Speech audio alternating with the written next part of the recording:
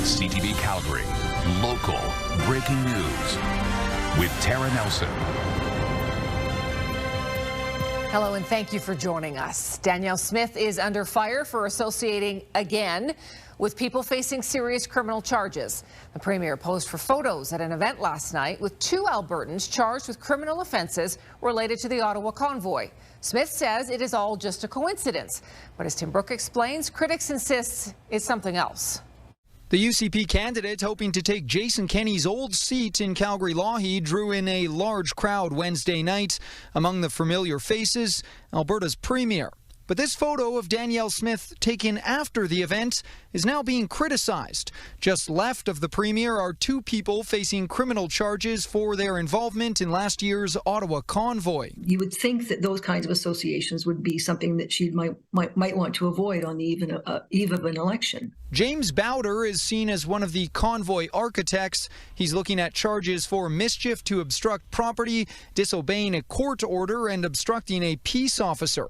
He also helped write a 2022 letter asking the Governor General to remove elected officials, including the Prime Minister. I guess I would have expected her to be a bit more careful about associating with people that represent a far-right fringe. Hockey player turned far-right conspiracy theorist Theo Fleury was also at the event.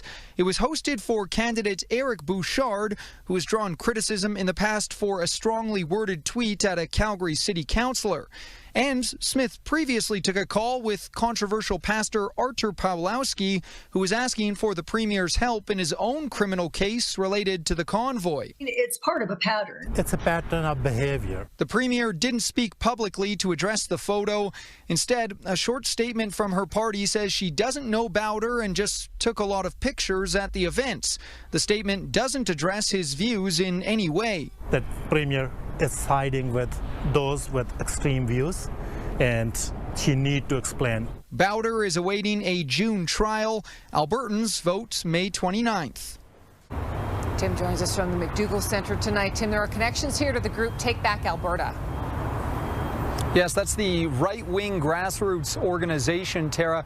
We've mentioned them a number of times on CTV News. Political watchers actually believe that group holds some power within the United Conservative Party. Now, as mentioned, last night's event was to support new UCP candidate Eric Bouchard, while those same experts believe that he was elected and now supported by Take Back Alberta. And if the venue in those photos looks familiar, well, that's because CTV News showed it to you last month when it hosted a different TBA event.